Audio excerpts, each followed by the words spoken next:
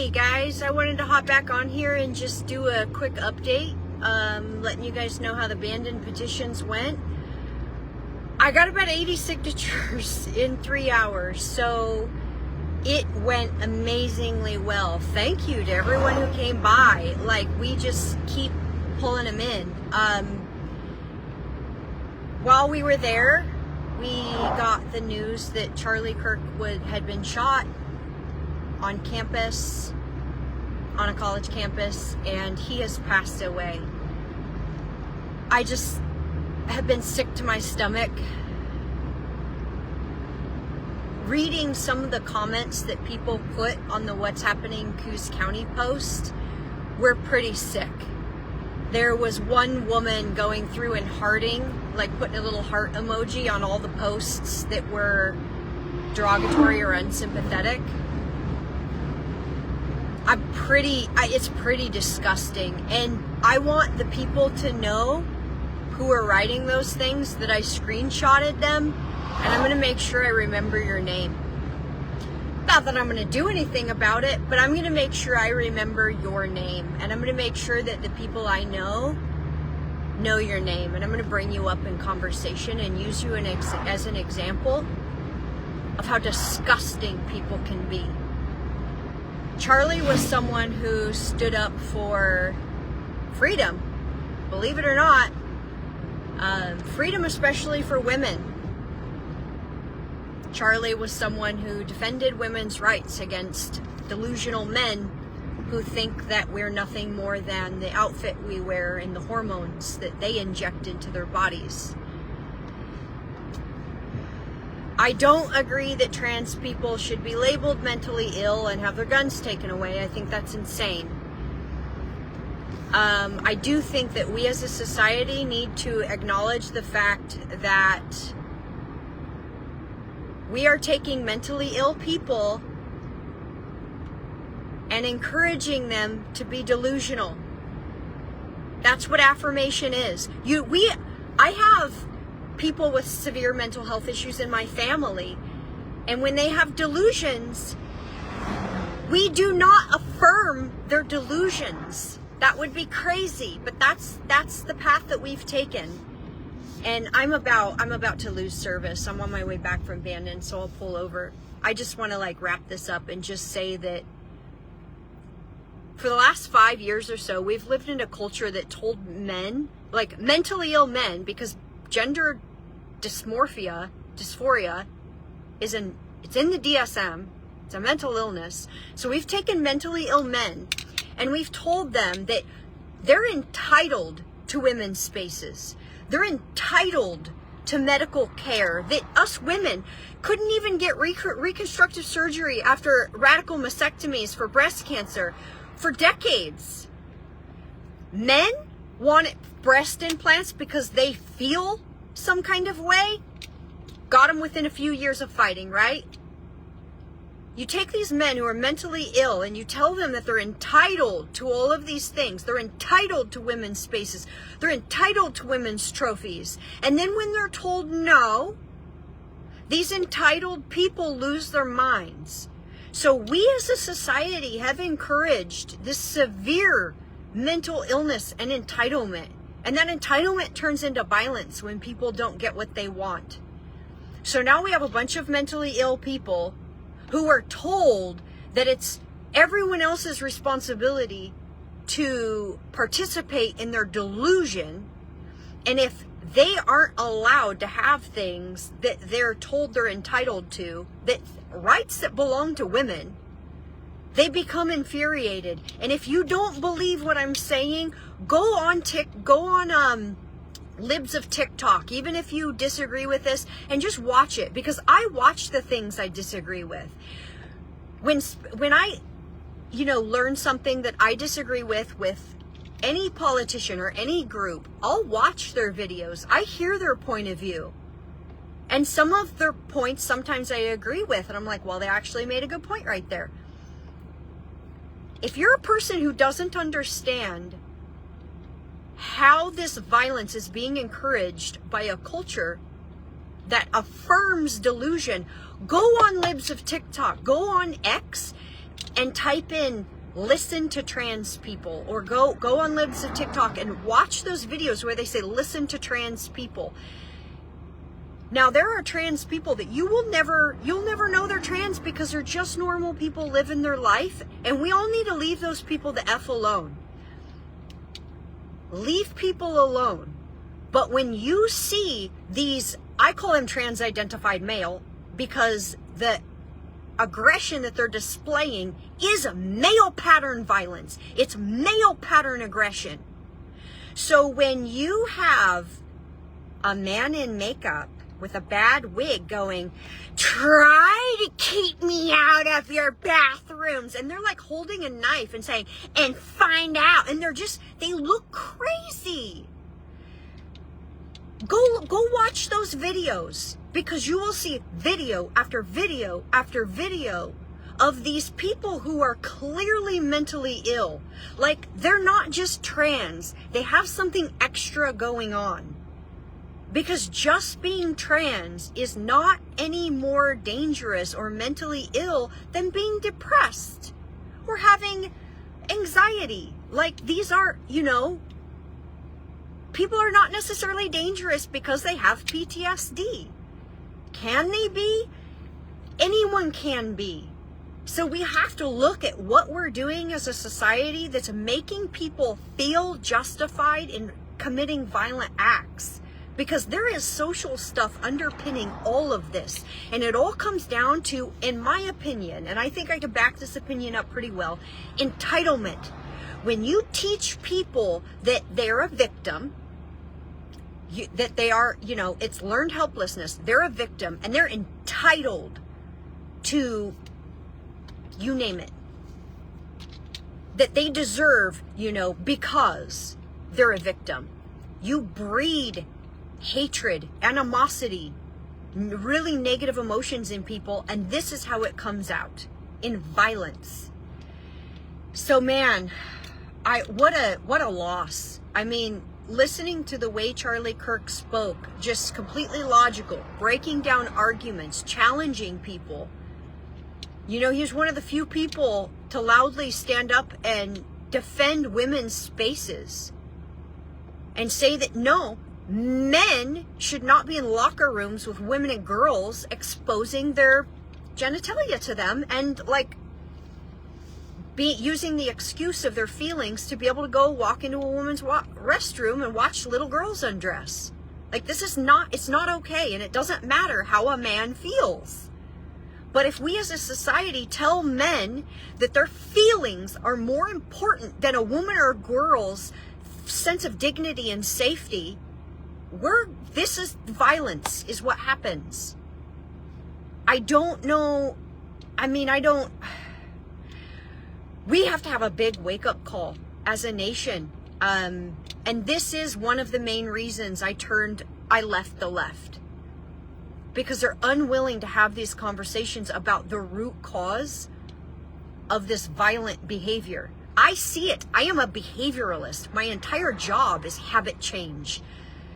My entire background history is in behavioral science, and I'm looking at these policies and I'm saying, guys, this type of stimulus, so you've got an antecedent, a behavior, and a consequence. The antecedent is the culture.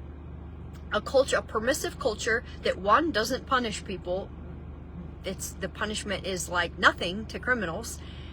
Then you've got the behavior, which is, the men. So you've set the circumstances where people can kind of get away with doing whatever they want, regardless of how it impacts others. We've got DAs not enforcing laws. So then you have the behavior of predators taking advantage of this antecedent, the environment created by culture. What is the consequence? Now we have the consequence. Go to she1.org and you will see a list of thousands of women displaced in sport by men. All of those first place prizes, all of those scholarships, all of those awards, all of that prize money that went to a person with a penis in a woman's competition. How do we expect this to pan out? How do we expect this to go well? And so really I left the left because there is no common sense. There is no basic sense in a person who says, well, a man who feels a certain kind of way should be able to go into a locker room with the ladies and girls. That is insane. Now, I am a big proponent of if you can't tell, you can't care. And we don't need people out there like trying to spot the tranny. Leave them alone. But if you have people acting weird, acting shady, acting like icky, tell someone. And no one should be able to hide behind an identity. I don't know, man. We're setting ourselves up to have this happen. I feel like we're being set up to have violent behaviors happen on purpose to try to take more rights away, right? So why is it that all of this recent gun violence is coming from people who are ideologically steeped in lefticism? Is it because they're being provoked to be violent, to give an excuse to take the guns away? Is that... I mean, that's kind of a little tinfoil hat conspiracy, right? But like something is going on.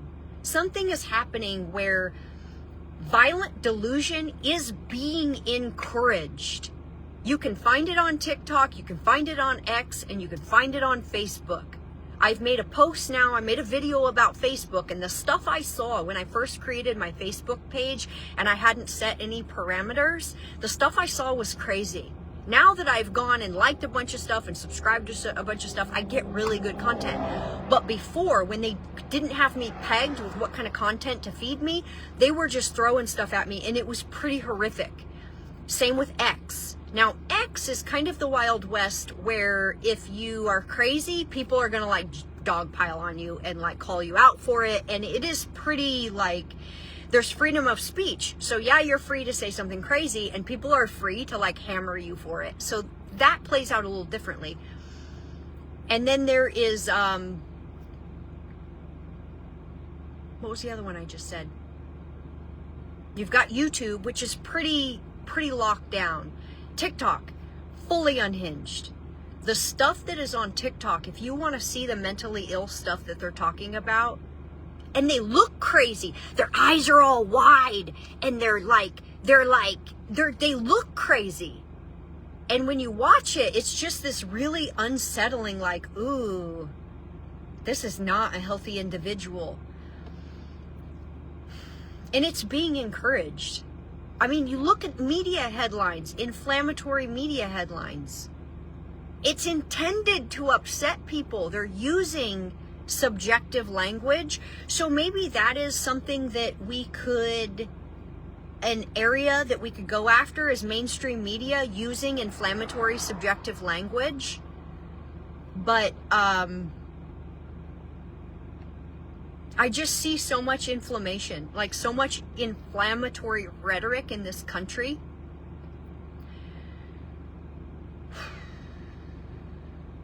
I'm trying not to like say anything that would get me in trouble because I have like really strong opinions about this and I'm trying to be real diplomatic here.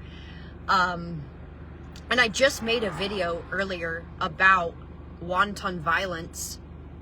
And again, because, you know, it's the call for gun control. Well, it's kind of hard to call for gun control when a dude just like viciously stabbed a little girl to, she was a young woman, you know, probably 100 pounds soaking wet, just brutally like stabbed her to death. A day or two before. So it's like, you can't really say guns are the problem when you have, you know, people are just as psychotic, will use knives to commit as much violence. And this was clearly an assassination.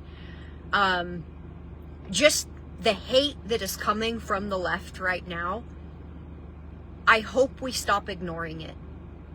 I try to stay in the middle. I know I seem probably more conservative now. I would say that's because the left has gone fully off the cliff. They've gone so far left that they're gone. I mean, they're gone. So anyone who is in the middle now seems right. They're not. Yeah, the amount of fear-mongering, the amount of hate-mongering. I mean, really encouraging mentally ill people to hate. And really teaching mentally ill people that they are entitled. that they are being slighted, that they are being targeted. None of it's true. Like, there is so much more targeting of literally white people right now. I mean, just vicious. And on Facebook, go through and read some of the comments on some of the spicier stuff. And that's, I mean, it's kind of like a masochistic guilty pleasure, I guess. I don't know. I try not to do it too much, but if you like scroll through the comments and you see like these people have names with families, like their children in their freaking cover photo on their Facebook page, posting the most vitriolic, hateful comments. I'm all for freedom of speech, but if we're gonna let them, how do we let me protect myself from that? And I mean, on one hand, like, how do you allow for free speech? And on the other hand, how do you control for speech that manipulates mentally ill people into committing heinous acts of violence? And I don't think, I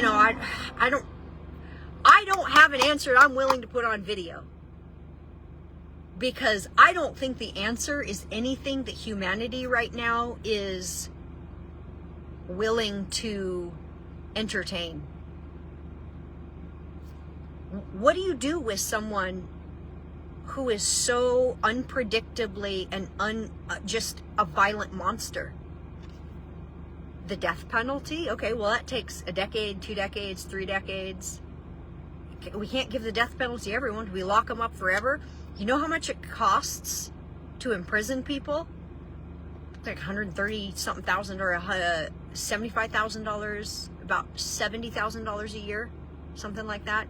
Obviously it depends on prison to prison, but like, it costs so much money to incarcerate people that if we legitimately did incarcerate all of the people who are absolutely terrorizing our communities, I think it would like bankrupt the average America. And then if you have billionaires that step up and are like, hey, we're willing to pump a bunch of money into the prison system, how many people are going to freak out when billionaires start trying to imprison people? So that's probably not going to work. Everyone would freak out. So what do you do? Taking weapons away from people is probably one of the stupidest things I've ever heard. A hammer can be a weapon. A pen can be a weapon. Literally anything. If someone wants to hurt another person, they're going to do it. And so, yes, consequences do matter. I grew up with the whole argument that the death penalty doesn't dissuade people from killing, or I would guarantee you that a dead person will never hurt another person again. So when someone has been charged with 14 different heinous crimes before they finally murder a woman, I think there's probably room in there to suggest that that death could have been prevented by a justice system that actually takes it as their responsibility to really protect innocent people. One lady made a really good comment on my last post. The judges, you guys are judges, are the ones who are letting these people out. Our DAs who are refusing to prosecute. Our legislators who are passing legislation that literally makes it really easy to get away with committing crime. And all of the people in positions on board of directors running our not-for-profits, who are all more concerned with giving a predator a second chance. And mind you, it's never a second chance. It's like a 3rd, 4th, 5th, 6th, 7th chance.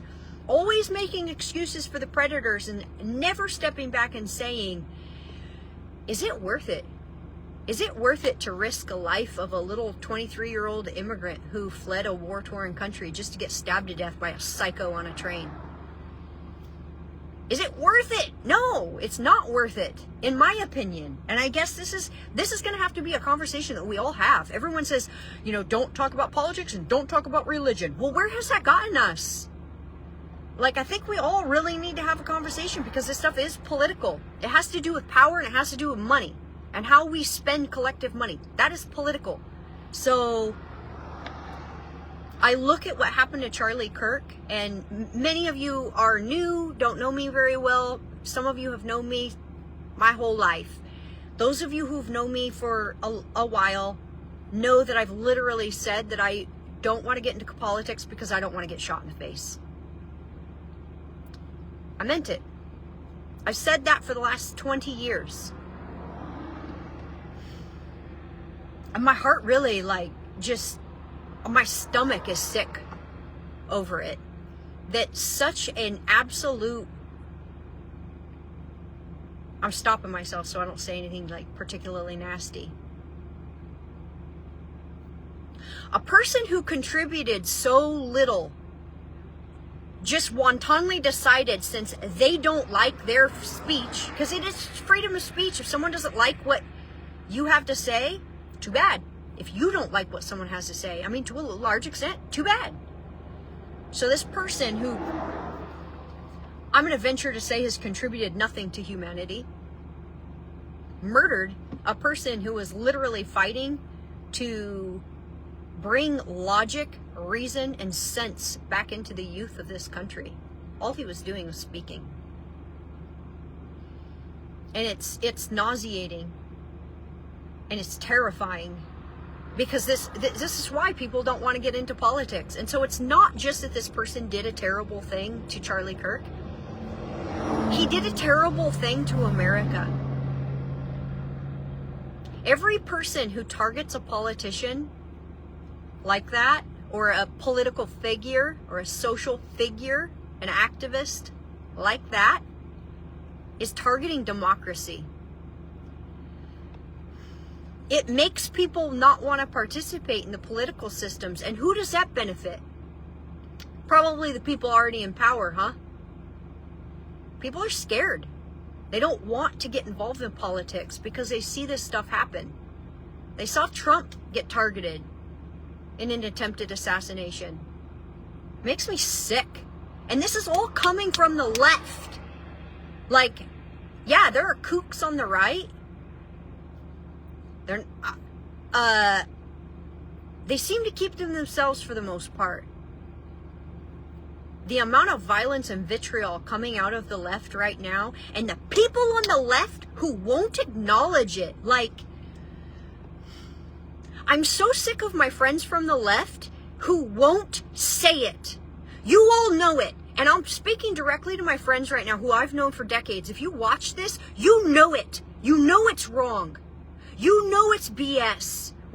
People that I've known for decades, that I went to high school with, that I went to grade school with, that I went to elementary school with. You know this stuff is wrong. Stop defending it. Stop sweeping it under the rug. Stop making excuses for it. Stop pretending like it's not happening. I've encountered so much racism from the left, so much straight up hatred, like just nasty. Call it out. Speaking directly to the people that I know, that I can look in the eye and say, you and I both know that swinging dick men don't belong in our public pool locker room with little girls and mommies. We all know it's wrong. We all know that woman, that female, is not a costume you can put on. It's not hormones that you inject into your body. We are not parts for sale. It is so dehumanizing and it is so sexist. These are regressive sex-based stereotypes. You know it's wrong. So all my friends on the left are so quiet. And I'm kind of like, you know, I'm like, obviously I'm not going to call anyone out. Like, I love you guys, you know? I do care about my friends that I see just going along with this crap. You guys know it's wrong. You know it's crazy. I know you people see it. Call it out. Stop going along with it. And I know that as soon as you stop going along with it, all your friends are gonna not react well to it. If you have a lot of friends that are deep in the leftist ideology, and you are in that, and you're like, wow, I actually kind of want to pull away from this a little bit because I can see with my eyeballs that it's crazy. Yeah, you're probably gonna get shit for it. If that's what holds you back, God bless your conscience. I can't do it. And I've had some of my friends kind of poke me and be like, well, you know, what's your big problem all of a sudden? Well, I don't know. I looked around and I observed things and came to the conclusion that really 2020 broke me. If I'm being completely honest, the reason I left the left started in 2020. I saw people turn into monsters. I saw things that I read about in books coming to life. Things that I read about the Chinese Cultural Revolution and the Red Guard. If Red Azalea, Red China Blues, and Wild Swans, they tell the story of the Cultural Revolution from 3 different perspectives. And I read those books back in 2013, 2012, somewhere in there, and thought, wow, that's crazy. I watched that stuff unfold in 2020, and it kind of broke me. And I just saw, I started to watch people on the left use covert abuse tactics to manipulate people. And for me, it was like once, is it red pill, blue pill, all the pills. I guess I took all the Matrix pills at once probably, because it was like once I saw one thing, I saw another, and then I saw another, and I saw another, and I was just like, oh my God. And it went from we just want to pee in 2016 to grown-ass man shaving his beard in a girl's locker room while a 12-year-old was sitting wrapped in a towel, terrified, like not knowing what to do. Does she expose herself to a grown-ass man? Does she walk out into the gym to get help with a towel wrapped around her? Like, going from that to that. And I think watching that dude beat up those women in the Olympics and get a gold medal for literally like punching women in the face, that kind of broke me a little bit. Yeah, it was a dude, by the way, XY chromosomes. Just an FYI, women are not men with tiny penises. I know, it's crazy. But so, yeah, XY chromosome. Genetic abnormality. The person had, the man had a micropenis, was raised as a girl because that was what they did. Wasn't a girl. Not a girl. I don't care. No, it doesn't matter if a boy is raised as a girl. They're still a biological male. So that kind of broke me. There's been a few others. Just the videos. It's the cutting the breasts off of teen girls. And if you don't believe that's happening, I can send you proof. Yeah, there are quite a few detrans people that have come out and spoke out against it. I don't believe in allowing minor children to mutilate themselves. We don't allow minor children to buy alcohol. We don't allow them to get tattoos, smoke cigarettes. They shouldn't be having sex because technically a minor can't consent to sex, right? But we're going to let a minor make the decision to cut her breasts off of her body so she can never breastfeed a child. That's insane. That is not care. That is. So, what did we expect to happen? When we have this much craziness going mainstream and people that I love and respect going along with it, what do we expect to happen? Yeah, violence is going to happen. So now we're in the process of having to say no. Have you ever dealt with a child that hasn't heard no very much? They don't take it very well, do they? So when you raise a child to be entitled and you give them whatever they want because, good God, it's easier, and then you try setting some boundaries, that child is going to explode. Mentally ill people are the same way. And not all, right? Not all. But if you have an emotionally unstable person, like, let's please just cut the PCBS and just say, like, if you have a mentally unstable person and they're used to getting their way and they've been told they're entitled, and then you set a boundary, yeah, they're going to have a reaction. So to everyone who has allowed this kind of absolute insanity to proliferate, it's kind of on your shoulders. Kind of on y'all. To all the people that didn't stand up and say that all of this crazy crap is wrong right out of the gate. Like, this stuff just isn't right. Yeah, we created a society where people expect to be able to get away with absolute insanity. And when they're told no, they lash out.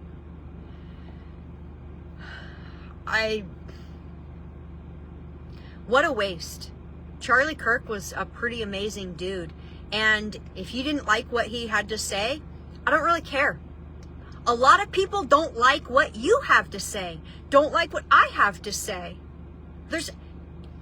Everybody has somebody that doesn't like them. So unless you want to get shot in the neck for espousing your political opinions, you should probably have some remorse for what happened to the poor guy. And to those people who did have those nasty comments, you live in this community. You posted that under your name. Those little heart emojis, you have your name attached to them. I encourage every single one of you to take a good look at your social circle. Take a good look at your family. Take a good look at your community, the people you do business with. And I'm not a big fan of doxing or anything like that. But I have personally spent the last, few years doing some house cleaning. I learned through my PTSD diagnosis and recovery that there were some people that didn't belong in my life anymore. And I'll start with, how about people that just hate wantonly? That's a good, and maybe telling people, like, listen, that's not my vibe, and that's not the kind of person I need in my life.